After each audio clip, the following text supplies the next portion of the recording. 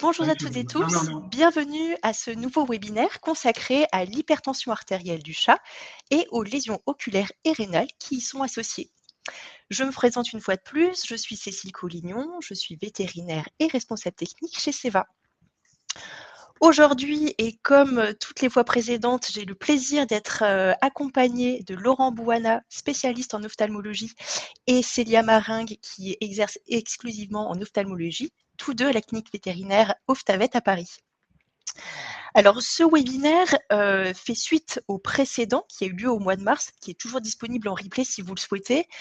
La dernière fois, Laurent et Célia se sont attachés à parler du diagnostic des lésions rénales et oculaires liées à l'hypertension artérielle, donc plus particulièrement comment faire un examen du fond d'œil, quelles lésions, enfin que regarder, quelles lésions observer. Aujourd'hui, on va s'intéresser principalement au traitement de l'hypertension artérielle, donc bien évidemment réduire la pression artérielle, mais aussi voir tout ce que l'on peut espérer avoir comme récupération au niveau oculaire et rénal. Alors, parmi les remerciements, donc je commence déjà par vous tous qui avez répondu aussi nombreux à l'invitation. Et bien évidemment, je remercie Medcom pour la collaboration pour ce webinaire qui, comme à chaque fois, récompensera ou en tous les cas offrira un ouvrage à un de vous. Donc, on vous invite à rester bien présent jusqu'à la fin du webinaire. Laurent et Célia vous proposeront un quiz et la personne qui répondra le plus rapidement via le chat et correctement, bien évidemment, remportera cet ouvrage. Laurent, Célia, je crois que j'en ai fini pour ma part et donc je vous laisse la main pour la suite de ce webinaire. Merci Cécile, merci pour cette introduction. Heureux de vous retrouver tous toujours aussi nombreux pour cette série de conférences sur l'HTA et les lésions oculaires et rénales. Merci donc à Seva et merci à Medcom Formation pour l'organisation. Alors, nous allons rentrer dans le vif du sujet avec des rappels très, très bref sur l'HTA et je vais donner la parole à Célia Maringue. Bonjour à tous. Donc du coup, on va redétailler un petit peu l'impact de l'hypertension artérielle. On sait que l'hypertension artérielle a des effets sur les organes cibles qui sont les yeux, les reins, l'encéphale, le cœur et les vaisseaux sanguins.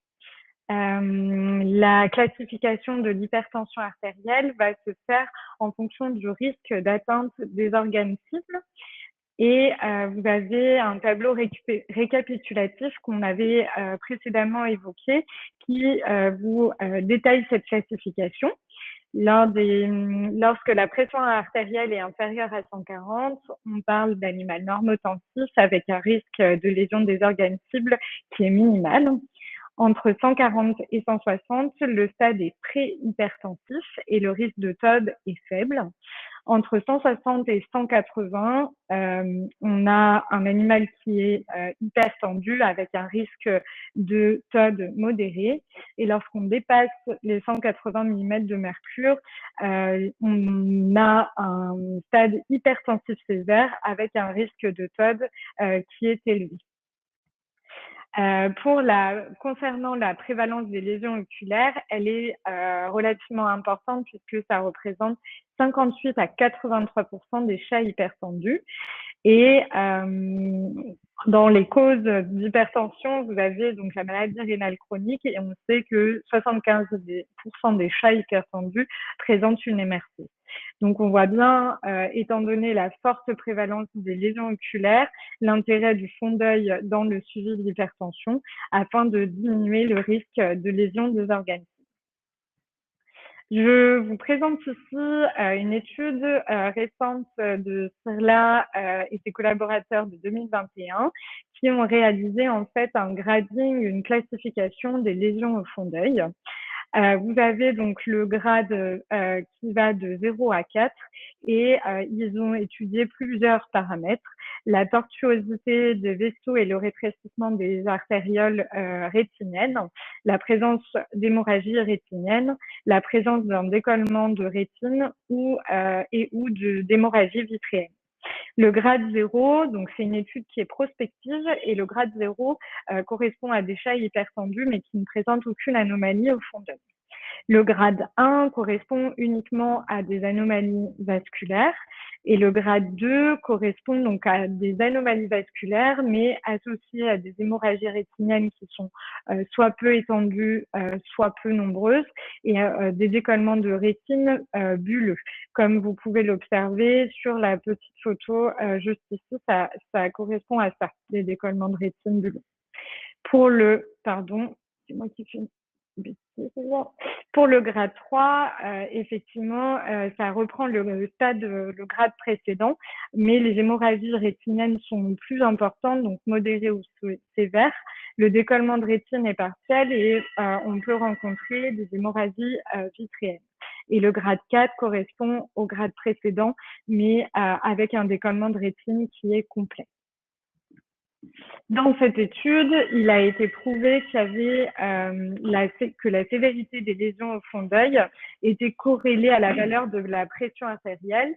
Donc, plus l'hypertension est importante et plus les lésions au fond d'œil seront importantes là aussi. Et on voit que il y a 21% des chats qui présentent des lésions de grade 1 au fond d'œil. Par conséquent, l'examen du fond d'œil il est nécessaire pour faire un diagnostic et un traitement précoce. Donc, c'est préférable effectivement de les détecter dès le grade 1 avant qu'il y ait un déficit visuel. Je vais revenir sur les principes donc, du traitement de l'hypertension artérielle. L'hypertension artérielle, elle est difficile à diagnostiquer, déjà parce que les conséquences sont souvent sous-estimées par le propriétaire puisqu'elles ne sont pas visibles ou détectables par lui. Et l'objectif de la diagnostiquer, c'est de, bien évidemment, limiter l'atteinte des organes cibles, mais augmenter la durée de vie de l'animal et augmenter son bien-être, notamment en essayant de préserver la fonction visuelle le plus longtemps possible. Pour pouvoir faire un diagnostic et un traitement précoce de l'hypertension, il est conseillé lors d'une consultation si vous avez des chats qui présentent une maladie rénale chronique, une hyperthyroïdie ou un hyperaldostéronisme, ou pour les chats qui sont au stade préhypertensif, de faire des suivis réguliers à la fois de mesures de pression artérielle, mais aussi d'évaluation des lésions des organes cibles, et ce, à une fréquence tous les 3 à 6 mois. En cas d'hypertension artérielle secondaire, il faut traiter la maladie sous-jacente et le traitement de cette maladie va s'initier en même temps que celui de l'hypertension artérielle. On ne va pas attendre que l'un soit stabilisé par rapport à l'autre, on va initier les deux en même temps. L'objectif du traitement, c'est de faire une diminution progressive de la pression artérielle et pas une diminution brutale. Dans le cas où vous détectez au moment du diagnostic de l'hypertension une lésion sur un organe cible, le traitement est bien évidemment nécessaire, mais il est conseillé de réévaluer la pression artérielle 2 à 3 jours après le diagnostic et l'initiation du traitement. Je vous ai fait un petit arbre décisionnel donc, qui est tiré du consensus de l'ACVIM lorsque il y a une suspicion donc d'hypertension ou de lésion des organes cibles. Donc, on va tout d'abord, bien évidemment, mesurer la pression artérielle. Si celle-ci est inférieure à 160, on va faire un suivi tous les 3 à 6 mois. Par contre, si elle est supérieure à 160, il va falloir évaluer les organes cibles, notamment en faisant un fond d'œil. Si vous trouvez directement des lésions des organes cibles, il n'y a pas d'hésitation à avoir, vous initiez directement le traitement hypertensif. Si on ne voit pas de lésion des organes cibles, tout va dépendre de la valeur de la pression artérielle. Donc, si elle est inférieure en comprise entre 160 et 180, on va réaliser un suivi en faisant 2 mesures de pression artérielle à 8 semaines d'intervalle et une évaluation des organes cibles à ce moment-là. Si la pression est inférieure à 160, là aussi, on fait des suivis réguliers. Par contre, si elle est supérieure à 160 mm de mercure, on initie le traitement antihypertensif. Dans le cas où la pression est supérieure à 180 mm de mercure, là, on va faire de la même façon un suivi, deux suivis de pression artérielle, mais cette fois-ci à 2 semaines d'intervalle. Et donc, là encore, si la pression, les deux pressions sont inférieures à 160, on fait un suivi. Par contre, si lors de ces deux suivis, on tombe sur une valeur supérieure à 160, on initie le traitement antihypertensif. Concernant le traitement chez le chat, le traitement de choix, c'est l'amlodipine, qui est un inhibiteur des canaux calciques. En fonction de la valeur de pression artérielle au moment du diagnostic, la dose à mettre en place sera différente. Si la pression artérielle est inférieure à 200, on vous conseille donc de commencer à une dose de 0,625 mg une fois par jour. Par contre, si elle est supérieure à 200, on commence directement par une dose de 1,25 mg une fois par jour. L'amlodipine, c'est un traitement qui est efficace, qui est bien toléré et qui a comme gros avantage de ne pas diminuer la fonction rénale. Il y a des effets secondaires qui sont répertoriés mais qui sont relativement rares, notamment l'hyperplasie gingivale ou l'hypertrophie des nœuds lymphatiques mandibulaires. On va juste reparler, on l'avait évoqué précédemment, de la protéinurie. On sait que c'est un facteur clé dans la durée de survie en cas d'hypertension artérielle, puisque lorsqu'il y a une hypertension, la pression dans les capillaires glomérulaires, des glomérules rénaux, va augmenter, ce qui peut entraîner donc effectivement une protéinurie et ce qui favorise le développement et la progression de la maladie rénale chronique. Comme traitement antiprotéinurique, ce qu'il faut savoir, c'est que l'amlodipine, dans le contexte d'hypertension artérielle, va diminuer cette protéinurie. Et ensuite, vous avez les antagonistes de récepteurs à l'angiotensine et les IEC1.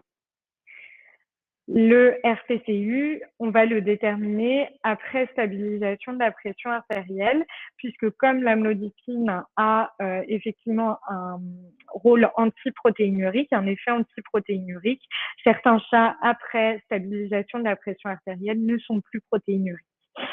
Si malgré tout, une fois l'hypertension artérielle contrôlée, la protéinurie persiste sous amlodipine, on va pouvoir initier soit les antagonistes des récepteurs de l'angiotensine comme le camisartan à 1 mg kg/os une fois par jour, soit les IEC1, en prenant quand même certaines précautions, puisque il est possible qu'avec ces traitements, il y ait une augmentation de la créatinémie et une diminution du débit de filtration glomérulaire. Donc, ces deux traitements sont à manier avec précaution chez les chats déshydratés, chez les chats qui présentent une hypovolémie ou chez les chats qui sont en stade d'IRIS 4. Là, c'est même quasiment contre-indiqué de les utiliser. Voilà. Une fois que l'hypertension artérielle a été diagnostiquée et que le traitement a été initié, concernant le suivi, on va réaliser une pression artérielle de contrôle 1 à 3 jours après l'initiation du traitement si les lésions des organes cibles ont été détectées, sinon 7 à 10 jours après. Si lors du contrôle, on est inférieur à 120 mm de mercure, on est en hypotension, donc il faut diminuer la dose du traitement. Si on est inférieur à 160, c'est satisfaisant et on va faire des suivis réguliers tous les 4 à 6 mois. Par contre, si on est supérieur à 160, il faut augmenter la dose ou ajouter un autre traitement pour parvenir à une pression acceptable. Si jamais, malgré tout ça, l'hypertension artérielle persiste, il faut se poser la question de ce qui peut intervenir, notamment le stress qui joue évidemment dans la mesure de pression artérielle, de l'observance du propriétaire pour le traitement et éventuellement rechercher une autre maladie sous-jacente telle qu'un hyperaldostéronisme. Je vais passer maintenant la parole à Laurent pour les effets du traitement sur les lésions oculaires. Merci. Donc, les effets de ce traitement qui a été décrit par Célia, sur la vision, tout d'abord, lors de cécité, lorsque vous commencez le traitement, vous allez pouvoir constater une récupération visuelle dans plus de la moitié des cas. Donc ça, c'est un chiffre à retenir. Les études montrent, une étude en particulier, l'étude de Young, qu'on retrouvait la vision dans 58% des cas. Donc plus de 1 cas sur 2 qui récupère la vision avec le traitement qui vous a été présenté par Célia. Si cette récupération ne se fait pas tout de suite, vous pouvez la constater à plus long terme. Donc, cette récupération est possible même 2 mois après l'initiation du traitement. Donc, parfois, il faut être patient et bien prévenir les propriétaires que cette récupération peut être tardive. Le pronostic visuel, il est meilleur lorsque les lésions du fond d'œil sont peu sévères. Donc, c'est assez logique. Si vous avez peu de lésions au départ, donc des petites hémorragies de la rétine, par exemple, ou un petit décollement, ben, vous avez bien sûr plus de chances de récupérer. Le chat a plus de chances de récupérer avec des recollements qui se font plus facilement et des lésions d'hémorragie qui se résorbent plus facilement, plus vite et avec une récupération visuelle plus rapide. Ce pronostic n'est pas déterminé par la durée de la cécité avant traitement. C'est-à-dire que même sur des décollements ou des lésions un peu plus anciennes, de quelques semaines, a priori, d'après toujours cette étude de Young, on a autant de chances de récupérer la vision malgré ces lésions. D'autre part, la récupération, le pronostic ne semble pas déterminé par le temps de réaccollement de la rétine. Toujours dans cette étude de Young qui est assez récente, il y a 3 ans. Le pronostic visuel par rapport à la dégénérescence rétinienne, donc c'était celle-ci. Oui. Donc, voilà. Donc, je repasse la parole à Célia sur cette slide. Lorsqu'on a des chats hypertendus en consultation, c'est assez fréquent qu'au fond d'œil, on voit des lésions d'hyperréflectivité tapétale que vous pouvez observer sur les 2 photos ici. Et ces lésions sont évocatrices d'une dégénérescence rétinienne. Dans l'étude de Young de 2019 dont Laurent vous parlait, malgré une hyperréflectivité tapétale qui a été observée chez un grand nombre de chats, c'est-à-dire plus de 75%, le pronostic visuel était quand même bon. Mais dans une étude encore un petit peu plus récente où ils avaient justement fait un grading des lésions au fond d'œil, ce qu'on voyait, c'est que les chats qui présentaient une dégénérescence rétinienne très avancée, en fait, avaient un pronostic visuel qui n'était pas forcément très bon. Et en fait, ce qui mettait en évidence, c'est que ça peut être intéressant de quantifier cette hyperréflectivité tapétale sur l'ensemble du fond d'œil et quantifier la dégénérescence rétinienne qui semble quand même avoir un impact sur le pronostic visuel. Je repasse la parole à Laurent. Juste pour montrer ces 2 photos ici de fond d'œil.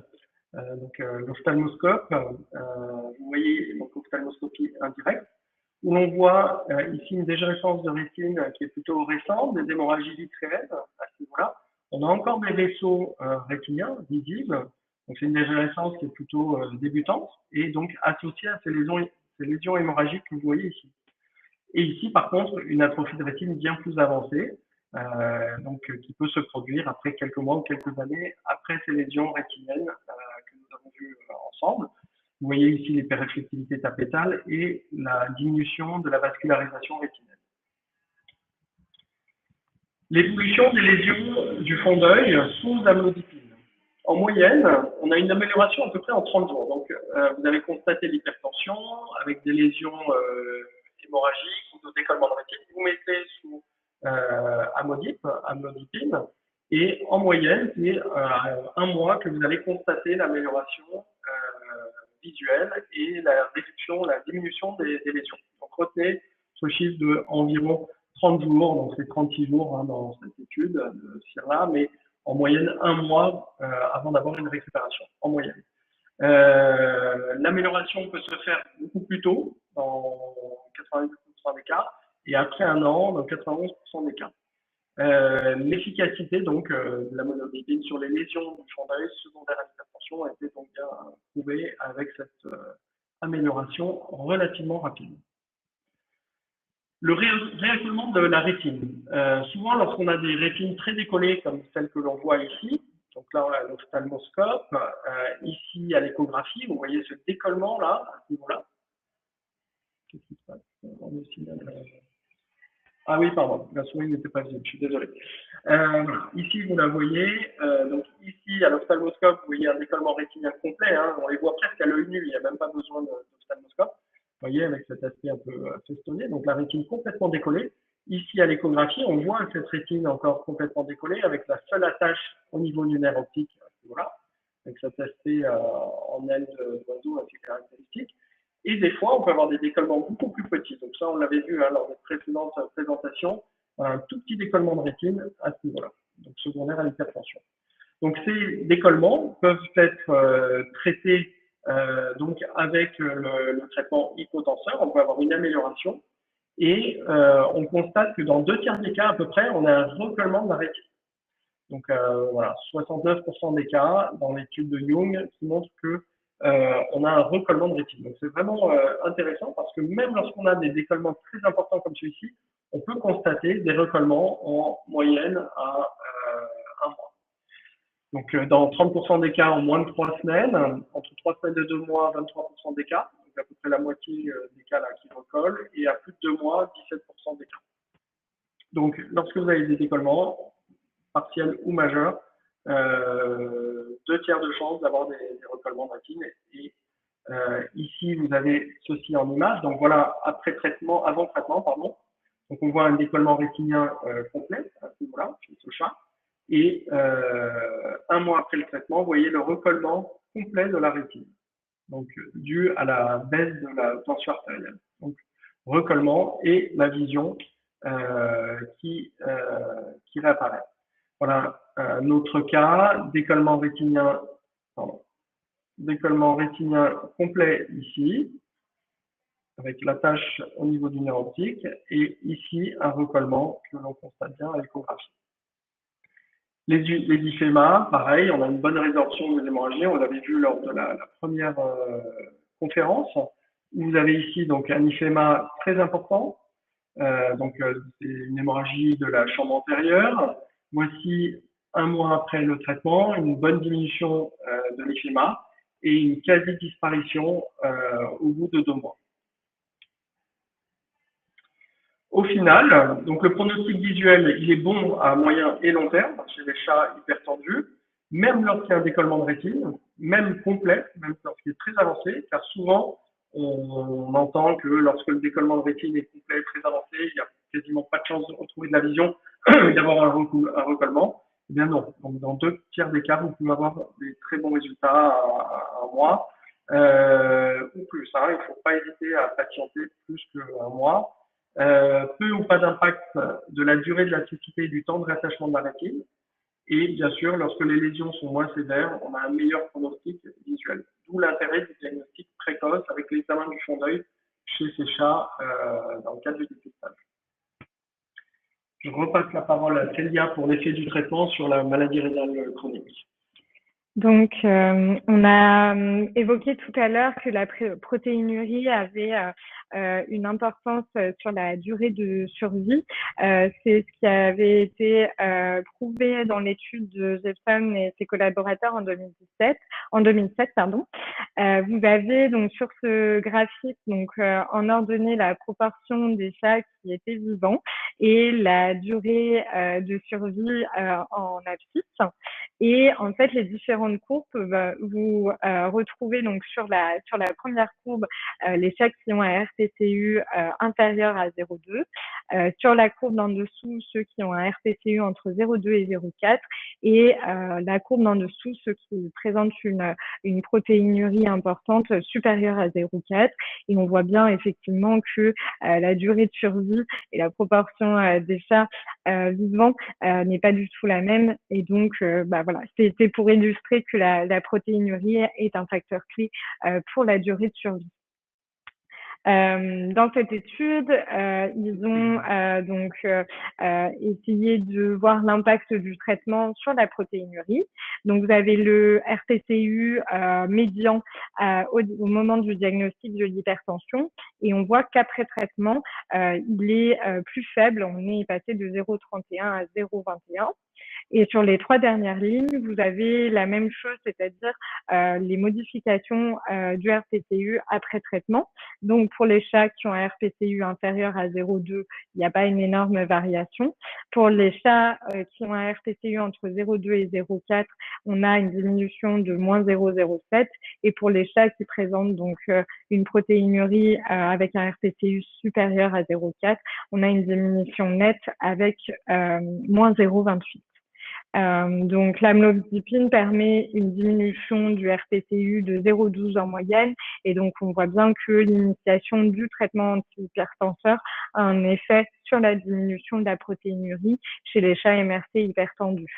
Il n'y a pas d'étude qui a réussi à montrer que le traitement antihypertenseur par ce biais-là avait effectivement un impact sur la durée de vie, mais on sait que c'est quand même la protéinurie est un paramètre important à prendre en compte dans le suivi de nos chats hypertendus. Voici un arbre décisionnel qui a été fait par le laboratoire CEVA pour les chats atteints de MRC, donc pour savoir un petit peu la conduite à tenir. Donc, vous allez effectivement mesurer la pression artérielle chez votre chat MRC. S'il est hypertendu, vous allez initier tout de suite le traitement antihypertensif et initier une alimentation à visée rénale et ensuite évaluer le RPCU. Et par contre, s'il est normalement tendu, vous allez là aussi évaluer le RPCU. Si le RPCU est inférieur à 0,2, on va juste mettre en place une alimentation à visée rénale et réaliser des contrôles réguliers. Par contre, si il y a une protéinurie avec un RPCU supérieur à 0,2, on va faire des contrôles du RPCU toutes les 2 à 4 semaines. Si le RPCU persiste et toujours élevé et supérieur à 0,4, on va donc initier l'alimentation à visée rénale, mais aussi initier un traitement antiprotéinurique pour essayer de diminuer la protéinurie et arriver à une valeur inférieure à 0,2 dans l'idéal.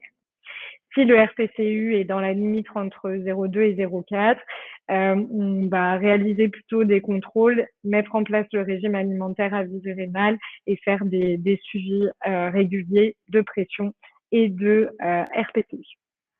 Voilà. Vous voulez faire la conclusion? Je fais. Non, je vais commencer. Alors, en conclusion, le traitement de choix, vous l'avez compris, de l'hypertension artérielle, c'est l'amlodipine, pour son efficacité et sa tolérance, comme l'a bien expliqué Célia au début de l'exposé. Sur la maladie rénale chronique, antiprotéinurique, donc sur la survie. La diminution des lésions d'hypertension artérielle visible au niveau du champ d'œil, donc ça, on a vu les améliorations au niveau des hémorragies et des décollements de rétine. Et pour le pronostic visuel, une récupération possible même à long terme, à moyen et long terme, donc 2 mois après le traitement, même lorsque le décollement est complet. Ça, on a vu cela avec les images, le recollement. Et ce pronostic visuel qui dépend bien sûr de la sévérité des lésions. D'où l'intérêt d'une détection précoce pour éviter des lésions irréversibles. Plus on attend, tout de même, plus les lésions sont sévères et plus on a de risques d'avoir des lésions définitives, dont des lésions de dégénérescence rétinienne, comme nous l'avons vu tout à l'heure. Voilà, donc nous vous remercions tous de votre présence et nous allons faire le fameux quiz comme d'habitude avec un ouvrage qui est adapté au webinaire d'aujourd'hui, puisqu'il s'agit d'un nouvel ouvrage, c'est l'Atlas du fond d'œil des carnivores domestiques, écrit par Charles Cassagne et Gilles Chaudieu. Donc cet ouvrage est paru il y a quelques mois, il est vraiment intéressant, c'est le seul en français sur ce sujet, et il y en a très très peu, voire quasiment pas en langue anglaise, qui ne traite que du fond d'œil. Voilà, donc vous allez voir donc, juste après une image, comme d'habitude, donc c'est une image d'œil, et la première personne que l'on va voir qui aura trouvé le diagnostic, qui fera le diagnostic, gagnera cet ouvrage. Voilà. Alors, je vais la mettre. Vous êtes prêts? Pardon. Attention, c'est parti. Donc voici, il s'agit donc d'un œil de chat. De quoi s'agit-il?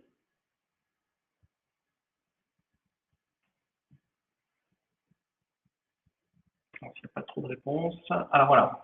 Donc je vois tumeur de l'iris, iris collé, lymphome, toxoplasmose, tumeur. Pour l'instant, non, il ne s'agit pas d'une tumeur. Uveitis pif toxo, uveitis éclusion pupillaire. Jennifer, c'est presque ça.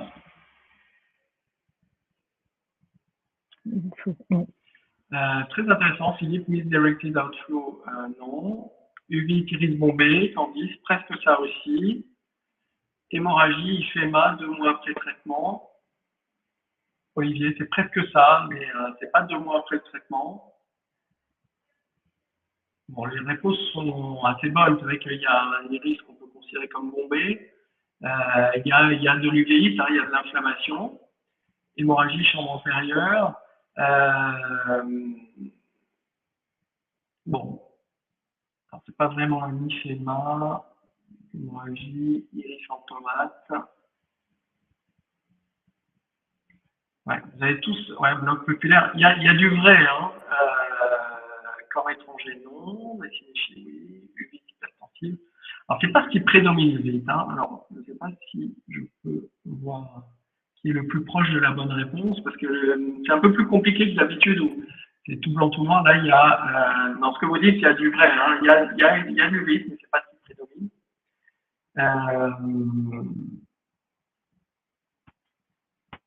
Mélanome cortillaire, c'est vrai que ça ressemble beaucoup, hein.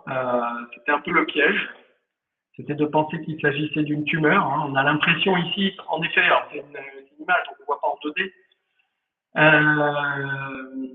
ne voit pas en 3D, pardon, en relief, mais il y a en effet cet effet bombé. Donc on peut parler d'iris bombé, donc tous ceux qui ont mis iris bombé, bah, vous avez raison.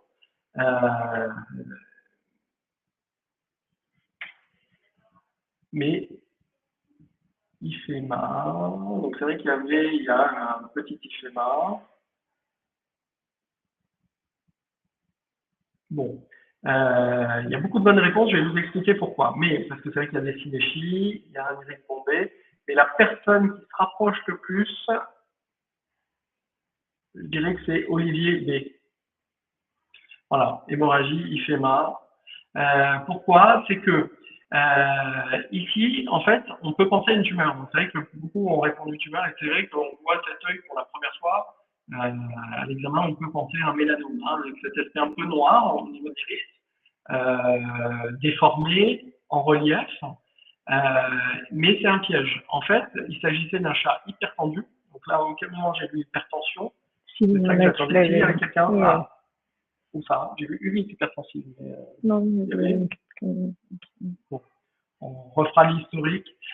Mais en tout cas, c'est un chat à hypertension avec une hémorragie qui s'est produite derrière l'iris. C'est-à-dire que ce que vous voyez ici n'est pas une tumeur, mais un caillot sanguin qui est dû à l'hémorragie secondaire à l'hypertension artérielle. Et on a en effet des synéchies, c'est vrai qu'il y a une diffusion pupillaire, et en effet la tension de l'œil, pas la tension artérielle est augmentée, bien sûr, c'est la synéchia, mais la tension de l'œil est aussi augmentée. Donc il y a un glaucome, il y a un iris en tomate, tous ces termes-là sont bons, hein, je l'ai vu dans pas mal de réponses, mais tout cela était secondaire à l'hypertension, et c'était ça un peu l'hypertension artérielle, c'était ça l'originalité du cas. Voilà. Donc, a priori, Olivier est gagnant. Et si on voit une autre personne qui avait répondu hypertension artérielle, on refera l'historique et il gagnera un deuxième livre. Voilà. Donc là, il n'y aura pas de jalousie.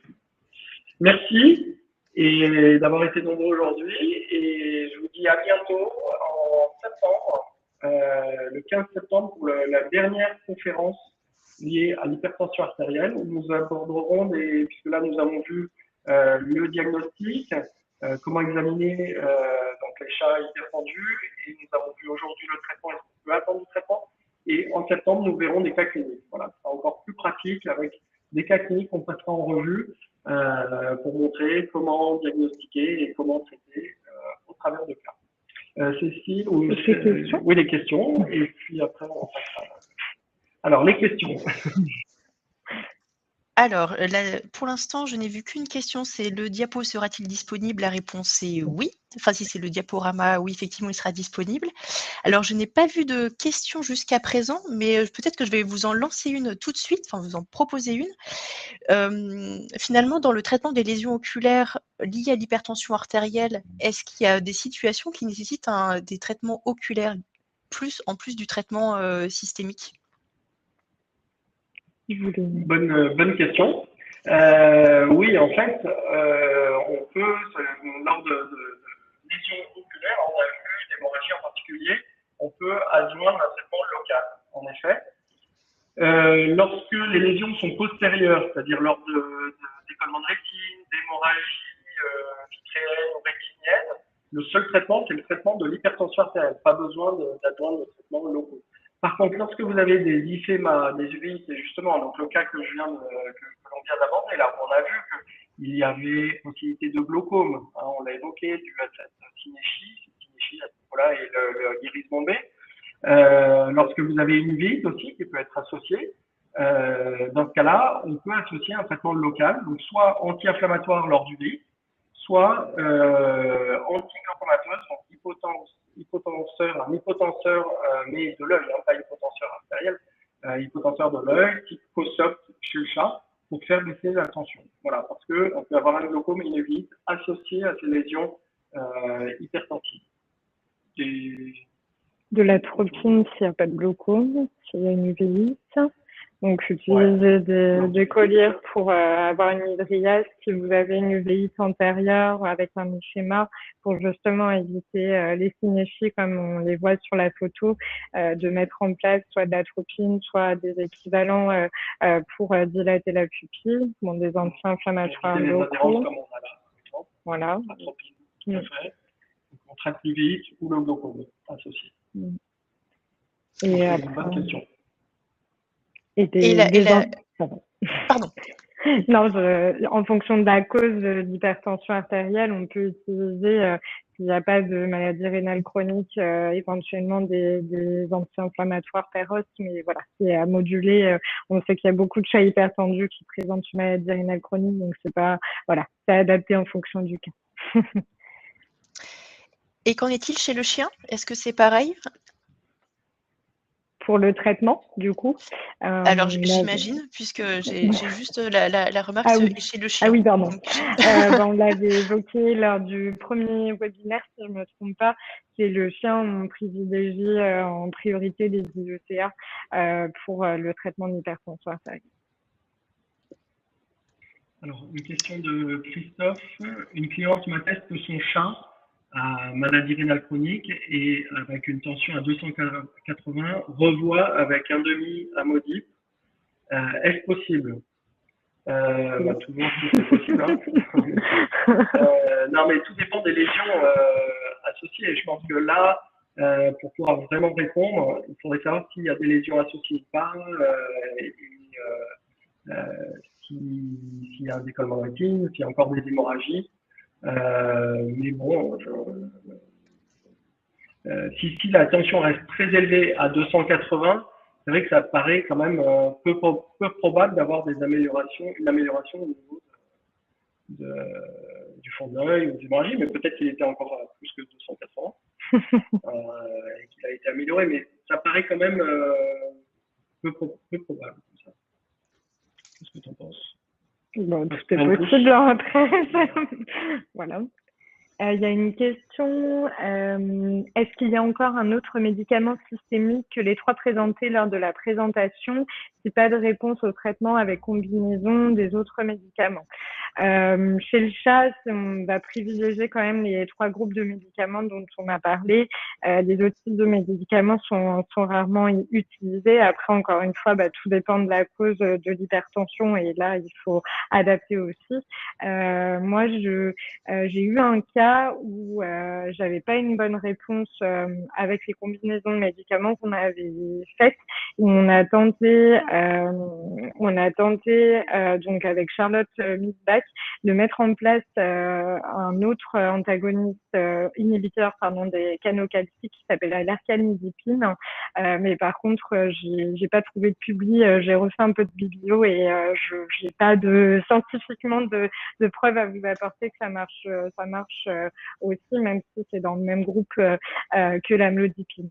Après, encore une fois, comme on l'a évoqué pendant le webinaire, si vous n'avez pas de réponse, il faut toujours se poser la question de s'il n'y a pas une autre maladie sous-jacente, de l'observance du propriétaire et puis de l'influence du stress au moment de la la mesure de pression artérielle. Voilà. Je reviens sur la question de Christophe sur la cliente avec son fameux chat qui reboit à 280. Je pense qu'il faudrait réaliser un test de clignement à la menace, déjà pour voir si vous constatez cette vision qui revient ou non. Voilà. Est-ce que c'est elle qui constate et peut-être que le chat s'habitue à son environnement. Voilà. Donc, est-ce que vous pouvez l'objectiver avec un test de clignement à la menace? Ensuite, il y a 6 traitements à l'amlodipine quand nécessite augmentation de dose. Vaut-il mieux laisser une forte dose CID ou faire une dose moyenne matin et soir? Les recommandations, c'est une forte dose, donc 1,25, voire même parfois on peut aller jusqu'à 2,5 une fois par jour. Donc voilà. Et après, je crois qu'il y a une autre question. Christophe, Pardon. J'ai un vieux ophtalmoscope. Est-ce utile de renouveler son équipement? Oui, un jour ou l'autre, je pense qu'il faut le faire. Vieil équipement, alors, est-ce que c'est un ophtalmoscope direct ou indirect déjà? Donc ça serait intéressant de savoir. Après, il peut être vieux, si c'est un vieil ophtalmoscope direct et qu'il fonctionne bien, vous avez une bonne lumière et que vous voyez le fond d'œil, pas forcément, s'il fonctionne bien. Mais voilà, il faudrait qu'on sache si c'est du direct et indirect. L'idéal, c'est d'avoir les deux, un ophtalmoscope direct et un ophtalmoscope indirect. Il y a une question sur la modip qui est actuellement en rupture. Quoi mettre à la place? Normalement, je crois qu'en humaine, vous avez de l'Amlor. Il ne me semble pas que ce soit en rupture actuellement. Mais, après, je ne sais plus les dosages. Ouais. Alors, j'ai reçu un message juste ce matin pour dire que le lot sera libéré vendredi. Donc, la rupture devrait être levée la semaine prochaine ou dans les prochains jours à avoir avec vos centrales. Parfait. Vendredi demain, vendredi dans une semaine? Vendredi demain, enfin ce vendredi. Ah, demain, d'accord. Donc demain, oui, tout à fait. Il y a Christelle qui pose une question en disant chat avec décollement de rétine, hypertension, hyperthyroïdie, amodip ou juste traitement antithyroïdien. Là, il faut traiter les deux en même temps. Donc, mettre en place à la fois l'amodip et le traitement pour l'hyperthyroïdie à initier au même moment. Je ne sais pas si vous voulez répondre à la question d'après. Juste traitement thyroïdien. Ça, c'est la même question. Et puis après. Intérêt du maxidrol sur un œil avec IFEMA. Intéressant. Alors, lors d'IFEMA, on peut avoir de la fibrine associée. L'IFEMA, la définition, c'est du sang, une hémorragie, donc du sang à l'intérieur de la chambre antérieure, la définition de l'IFEMA. Lorsque vous avez cette IFEMA secondaire à l'hypertension artérielle, le fait donc de traiter, on l'a vu, la tension artérielle, c'est que l'IFEMA va se réduire. Mais vous pouvez avoir de la fibrine qui persiste et qui est associée à la présence du sang. C'est-à-dire que la présence du sang dans la chambre antérieure crée de l'inflammation. Et c'est là où, en effet, un anti-inflammatoire, c'est ce qu'on a vu déjà tout à l'heure, un anti-inflammatoire type maxidrol peut être intéressant. Et le maxidrol, plus que d'autres colliers, car l'intérêt du maxidrol, c'est que dans ses composants, il y a un corticoïde, qui est la dexaméthasone. avec un sel qui permet de pénétrer à l'intérieur de l'œil, ce qui n'est pas le cas d'autres colliers, en particulier vétérinaires comme le Franuxam par exemple, qui est un très bon produit, mais pour lequel le sel de dexaméthasone ne pénètre pas dans l'œil. Sur un iphéma, vous n'aurez pas d'intérêt. Par contre, le Maxidrol est intéressant. Juste attention, chez le chat, à ne pas réactiver des herpès. Il y a beaucoup d'herpès chez le chat qui peuvent être latents. Et donc, avec du Maxidrol sur une trop longue période, vous risquez de réactiver l'herpès. Donc, plutôt sur une courte période, moins d'un mois, et en partant sur 15 jours, 3 semaines. Ah, une autre question. Alors, quand doit-on utiliser l'atléplase dans l'iphéma? Je ne sais pas ce que c'est. Je ne sais pas. Atléplase. Florian qui pose la question. Je ne sais pas. Moi non plus, je ne connais pas ce produit. Si vous pouvez nous en dire plus ou le nom déposé peut-être. En attendant la question de Christelle, chez un chien, décollement de rétine et HTA, association IECA et corticoïdes au début, pourquoi? IECA et corticoïdes. Après, tout dépend de la cause de l'hypertension. C'est difficile de répondre comme ça. Normalement, j'aurais mis que IECA, mais après, ça dépend de si vous avez un iphéma ou une uveitis antérieure. Ah, c'est pour l'actilis. D'accord, ok, ça marche. L'actilis, c'est en intracamérulaire, donc après, c'est aller faire une intracamérulaire sous sédation en chat hypertendu, j'aurais pas forcément tendance à le faire, mais on le fait plus en post-op, post-op de cataracte, quand il y a vraiment de la fibrine, mais là, c'est vraiment le traitement local et général qui va intervenir dans le traitement de l'iphéma, pas forcément une injection d'actilis pour le coup. Voilà. Je sais pas si vous avez quelque chose à rajouter.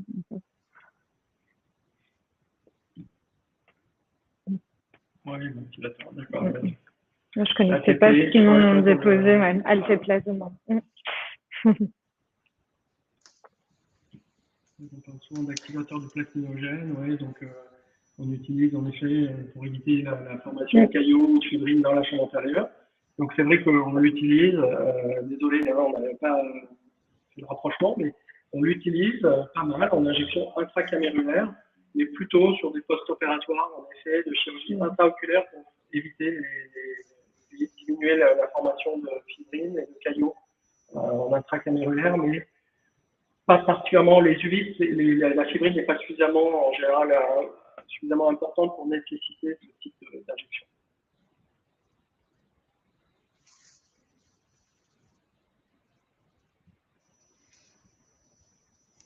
Alors, je pense que... Quelle était la réponse du quiz? Je n'ai pas bien entendu. Alors, la réponse du quiz, donc vous avez toujours la photo là qui est visible. Donc, il s'agit d'un chat qui présentait une hypertension artérielle avec donc des hémorragies secondaires. Ce qui se passe, c'est qu'on avait un tout petit peu de sang dans la chambre intérieure à ce niveau-là, mais surtout un gros caillot de sang derrière l'iris à ce niveau-là, donc dans le segment postérieur, avec des synéchies postérieures, donc une hémorragie derrière l'iris qui provoquait donc un iris bombé et donc absence de tumeur.